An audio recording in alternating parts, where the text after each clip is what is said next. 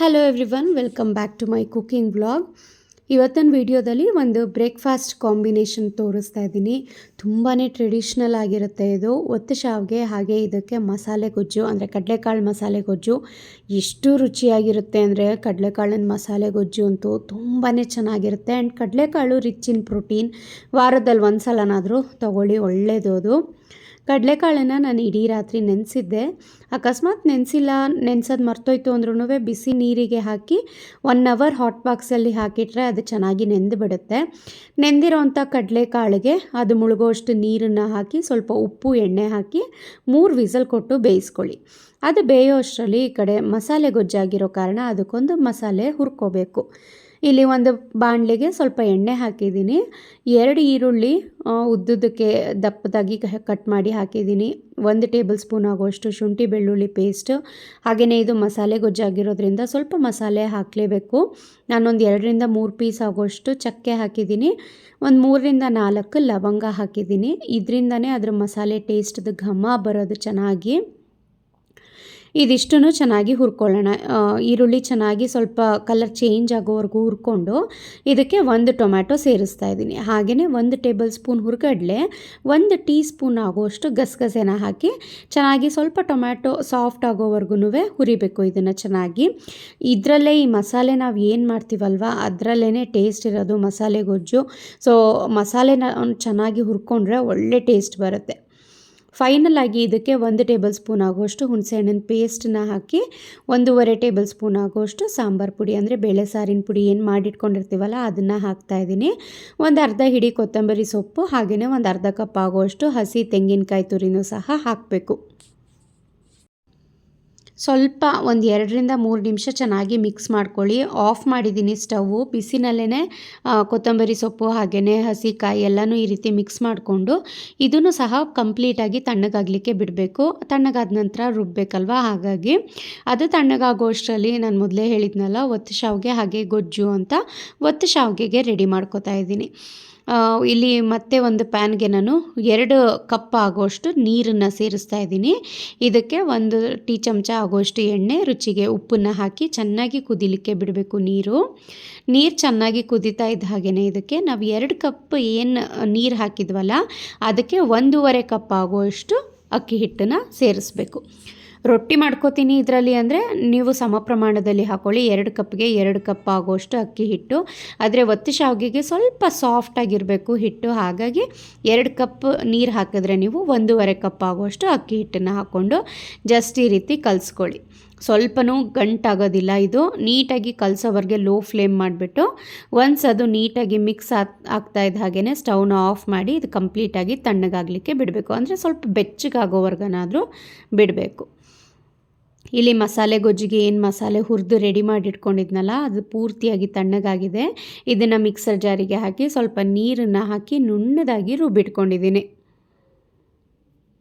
ಹಾಗೆಯೇ ಕಡಲೆಕಾಳು ಏನು 3 ವಿಸಲ್ ಕೊಟ್ಟು ಬೇಯಿಸೋಕ್ಕಿಟ್ಟಿದೆ ಅದನ್ನು ಸಹ ಚೆನ್ನಾಗಿ ಬೆಂದಿದೆ. ಈಗ ಬೆಂದಿರೋವಂಥ ಕಡಲೆಕಾಳನ್ನು ನೀರಿನ ಸಮೇತ ನಾನು ಬೇರೆ ಒಂದು ಮಿಕ್ಸಿಂಗ್ ಬೌಲ್ಗೆ ಟ್ರಾನ್ಸ್ಫರ್ ಮಾಡಿ ಅದೇ ಕುಕ್ಕರ್ನ ಮತ್ತೆ ಒಲೆ ಮೇಲಿಟ್ಟು ಗೊಜ್ಜು ಮಾಡೋಕ್ಕೆ 1 ಟೇಬಲ್ ಸ್ಪೂನ್ ಆಗುವಷ್ಟು ಎಣ್ಣೆ ಹಾಕಿದ್ದೀನಿ. ಎಣ್ಣೆ ಬಿಸಿ ಆಗ್ತಾ ಇದ್ದ ಹಾಗೆಯೇ ಇದಕ್ಕೆ ಒಗ್ಗರಣೆ ಕೊಟ್ಕೋಬೇಕು. ಸಾಸಿವೆ, ಕರಿಬೇವು, ಈರುಳ್ಳಿ, ಜೀರಿಗೆ ಎಲ್ಲ ಏನು ಬೇಡ. ಇದಕ್ಕೆ ಬೇಕು ಅಂದರೆ ಹಾಕ್ಕೋಬೋದು, ಬಟ್ ಇಷ್ಟೇ ಸಾಕಾಗುತ್ತೆ. ಈರುಳ್ಳಿ, ಕರಿಬೇವು ಎಲ್ಲ ಸ್ವಲ್ಪ ಫ್ರೈ ಆಗ್ತಾ ಇದ್ದ ಹಾಗೆಯೇ 1 ಆಲೂಗೆಡ್ಡೆ ಸೇರಿಸಿದ್ದೀನಿ ಕಟ್ ಮಾಡಿ. ಹಾಗೆಯೇ ಬೇಯಿಸಿಟ್ಕೊಂಡಿದ್ದಂಥ ಕಡಲೆ ಕಾಳನ್ನು ಹಾಕ್ತಾಯಿದ್ದೀನಿ. ನೀರನ್ನು ಸಪ್ರೇಟ್ ಮಾಡಿ ಹಾಕ್ಕೊಳ್ಳಿ. ನೆಕ್ಸ್ಟ್ ಮಸಾಲೆ ಎಲ್ಲ ಹಾಕಾದ್ಮೇಲೆ ಆ ಬೇಯಿಸ್ಕೊಂಡಿರೋವಂಥ ನೀರನ್ನೇ ಇದಕ್ಕೆ ಹಾಕಿ ಮಿಕ್ಸ್ ಮಾಡಬೇಕು. ಒಗ್ಗರಣೆಯಲ್ಲಿ ಕಾಳನ್ನು ಚೆನ್ನಾಗಿ ಬೇಯಿಸ್ಕೊಂಡು ಒಂದು 2ರಿಂದ 3 ನಿಮಿಷ ಫ್ರೈ ಮಾಡಿಕೊಂಡು ರುಬ್ಕೊಂಡಿದ್ದಂಥ ಮಸಾಲೆ ಸೇರಿಸ್ತಾ ಇದ್ದೀನಿ. ಇದೇ ಮಿಕ್ಸರ್ ಜಾರಿಗೆ ನಾನೇನು ಕಡಲೆಕಾಳನ್ನು ಬೇಯಿಸಿಟ್ಕೊಂಡಿದ್ನಲ್ಲ ಆ ನೀರನ್ನು ಹಾಕಿ ಮಿಕ್ಸರ್ ಜಾರನ್ನು ನೀಟಾಗಿ ವಾಶ್ ಮಾಡಿ ಅದು ನಿಮಗೆ ಕನ್ಸಿಸ್ಟೆನ್ಸಿ ಗೊಜ್ಜುದು ಎಷ್ಟು ಬೇಕೋ ಅಷ್ಟು ನೀರನ್ನು ಹಾಕ್ಕೊಳ್ಳಿ. ಇದನ್ನು ಮತ್ತೆ ಒಂದು 2 ವಿಸಲ್ ಕೊಟ್ಟು ಬೇಯಿಸ್ಕೋಬೇಕು. ಸೊ ಹದ ನೋಡ್ಕೊಳ್ಳಿ ಕರೆಕ್ಟಾಗಿ. ತುಂಬ ಗಟ್ಟಿ ಇತ್ತು ಅಂದರೆ ತಳದಲ್ಲಿ ಸೀದೋದಂಗೆ ಆಗಿಬಿಡುತ್ತೆ. ಸೊ ಆವಾಗ ಇಡೀ ಗೊಜ್ಜಿನ ರುಚಿನೇ ಹಾಳಾಗುತ್ತೆ.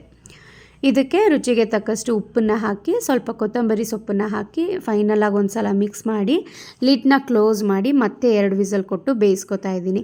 ಏನಕ್ಕೆ ಇಷ್ಟೊಂದು ಬೇಯಿಸ್ಕೋಬೇಕು ಅಂದರೆ ಕಡಲೆಕಾಳನ್ನು ಮೊದಲೇ ಬೇಯಿಸ್ಕೊಳ್ಳಿಲ್ಲ ಅಂತ ಅಂದರೆ ಮಸಾಲೆ ಎಲ್ಲ ಹಾಕಿರ್ತೀವಲ್ವ, ಹುಳಿ ಎಲ್ಲ ಬಿದ್ದಿರುತ್ತೆ, ಕಾಳು ಅಷ್ಟಾಗಿ ಚೆನ್ನಾಗಿ ಬೇಯಲ್ಲ. ಹಾಗಾಗಿ ಮೊದಲೇ ಒಂದು ಸ್ವಲ್ಪ ಬೇಯಿಸ್ಕೊಂಡು ಆನಂತರ ಮತ್ತೆ ವಿಸಲ್ ಕೊಟ್ಟು ಬೇಯಿಸ್ಕೊಂಡ್ರೆ ಚೆನ್ನಾಗಿ ಸಾಫ್ಟಾಗಿ ಬೆಣ್ಣೆ ಥರ ಬೆಂದಿರುತ್ತೆ. ಅದು ಆ ಕಡೆ ಕಾಳಿನ ಗೊಜ್ಜು ವಿಸಲ್ ಬರೋ ಅಷ್ಟರಲ್ಲಿ ಒತ್ತು ಶಾವಿಗೆದು ಸ್ವಲ್ಪ ಹಿಟ್ಟು ಬೆಚ್ಚಗಾಗಿತ್ತು. ಅದನ್ನು ಬೇಯಿಸೋದಕ್ಕೆ ನಾನಿಲ್ಲಿ ತಟ್ಟೆ ಇಡ್ಲಿ ಪ್ಲೇಟ್ಸ್ ಬರುತ್ತೆ ನೋಡಿ, ಅದಕ್ಕೆ ಎಣ್ಣೆ ಹಚ್ಚಿ ಗ್ರೀಸ್ ಮಾಡಿ ಇಟ್ಕೊಂಡಿದ್ದೀನಿ. ಸ್ವಲ್ಪ ಕೈನೂ ಸಹ ಗ್ರೀಸ್ ಮಾಡಿಕೊಂಡು ಒಂದು ಸ್ವಲ್ಪ ಉಂಡೆ ತಗೊಂಡು ಚೆನ್ನಾಗಿ ನಾದಬೇಕು. ಕೈಗೆ ಏನೂ ಅಂಟೋದಿಲ್ಲ ಇದು. ಕೈಗೆ ಚೆನ್ನಾಗಿ ಇದನ್ನು ನಾದಿದ ನಂತರ ಈ ರೀತಿ ಚಕ್ಲಿ ಒರಳು ಬರುತ್ತೆ ನೋಡಿ, ಅದರಲ್ಲಿ ಶಾವಿಗೆದು ಬಿಲ್ಲೆ ಹಾಕಿಬಿಟ್ಟು 1 ರೌಂಡ್ ಆಗೋಷ್ಟು ಮಾತ್ರ ನಾನಿಲ್ಲಿ ಪ್ರೆಸ್ ಮಾಡಿ ಇಟ್ಕೋತಾ ಇದ್ದೀನಿ. ಇದು ತುಂಬ ಸಿಂಪಲ್ ಮೆಥಡಲ್ಲಿ ಮಾಡೋವಂಥ ಒತ್ತು ಶಾವಿಗೆ. ಇದು ಖಾರಕ್ಕಾದರೂ ಚೆನ್ನಾಗಿರುತ್ತೆ. ಹಾಗೆಯೇ ಇದಕ್ಕೆ ಕಾಯಿ ಹಾಲು ಎಲ್ಲ ಹಾಕಿ ಎಳ್ಳು ಪುಡಿ ಎಲ್ಲ ಹಾಕ್ಕೊಂಡು ತಿಂತಾರಲ್ಲ, ಅದಕ್ಕೂ ಸಹ ಚೆನ್ನಾಗಿರುತ್ತೆ. 5 ನಿಮಿಷ ಸಾಕು ಒತ್ತು ಶಾವಿಗೆ ಮಾಡೋದಕ್ಕೆ. ಹಾಗೆ ಕಡಲೆಕಾಳು ಗೊಜ್ಜು ಅಷ್ಟೇ, ಒಂದು 10 ನಿಮಿಷದ ಒಳಗಡೆ ಎಲ್ಲ ರೆಡಿ ಆಗಿಬಿಡುತ್ತೆ. ಈ ರೀತಿ ಪ್ಲೇಟ್ಸ್ನಲ್ಲಿ ಅರೇಂಜ್ ಮಾಡಿಕೊಂಡು ಒಂದು 2 ನಿಮಿಷ ಸ್ಟೀಮ್ ಮಾಡಿ ಬೇಯಿಸ್ಕೊಂಡ್ರೆ ಸಾಕು. ಹೈ ಫ್ಲೇಮ್ನಲ್ಲಿ ತುಂಬ ಹೊತ್ತೇನು ಬೇಯಿಸಬೇಕು ಅಂತೇನಿರಲ್ಲ. ಆಲ್ರೆಡಿ ಅಕ್ಕಿ ಹಿಟ್ಟನ್ನು ಬೇಯಿಸ್ಕೊಂಡಿರ್ತೀವಲ್ವ, ಇದನ್ನು ಬೇಯಿಸ್ತೇನೆ ಹಾಗೇ ತಿಂದರೆ ಒಂಥರ ಹಸಿ ಥರ ಹಲ್ಲಿಗೆಲ್ಲ ಅಂಟ್ಕೊಳ್ಳೋದು ಆ ರೀತಿ ಆಗುತ್ತೆ. ಈ ರೀತಿ ಒಂದು 2 ನಿಮಿಷ ಹಬೆಯಲ್ಲಿ ಬೇಯಿಸಿದ್ರೆ ಒಂದಕ್ಕೊಂದು ಅಂಟ್ಕೊಳ್ಳೋದಿಲ್ಲ. ಸೊ ಆವಾಗ ತಿನ್ನಬೇಕಾದ್ರೂ ನಮಗೆ ಹಸಿ ಇದೆ ಅಂತ ಅನಿಸಲ್ಲ. ಹಾಗಾಗಿ ಒಂದು 2 ನಿಮಿಷ ಸ್ಟೀಮ್ ಮಾಡಿ ಬೇಯಿಸ್ಕೋಬೇಕು ಅಷ್ಟೇ. ಒತ್ತು ಶಾವಿಗೆನೂ ಸಹ ರೆಡಿ ಆಯಿತು. ಇಲ್ಲಿ ಗೊಜ್ಜು ಸಹ 2 ವಿಸಲ್ ಬೇಯಿಸಿದ್ದೀನಿ. ಪ್ರೆಷರ್ ಸಹ ಹೋಗಿದೆ. ಇವಾಗ ಕುಕ್ಕರ್ ಓಪನ್ ಮಾಡಿ ತೋರಿಸ್ತಾ ಇದ್ದೀನಿ ನೋಡಿ, ಯಾವ ರೀತಿ ಎಣ್ಣೆ ಎಲ್ಲ ಬಿಟ್ಕೊಂಡು ಸಕ್ಕತ್ತಾಗಿ ಗೊಜ್ಜು ರೆಡಿಯಾಗಿದೆ. ಓಪನ್ ಮಾಡ್ತಿದ್ದ ಹಾಗೆ ಇರಲಿ, ಅದು ವಿಸಲ್ ಬರ್ತಾ ಇದ್ದ ಹಾಗೆಯೇ ಇಡೀ ಮನೆಯೆಲ್ಲ ಘಮ ಘಮ ಅಂತ ಇತ್ತು ಆ ಗೊಜ್ಜಿಂದು. ಅಷ್ಟು ಚೆನ್ನಾಗಿರುತ್ತೆ. ಕಡಲೆಕಾಳು ನೋಡಿ ಚೆನ್ನಾಗಿ ಬೆಂದಿದೆ. ನೋಡೋದಕ್ಕೇ ಇಷ್ಟು ಚೆನ್ನಾಗಿದೆ ಅಲ್ವಾ ಗೊಜ್ಜು.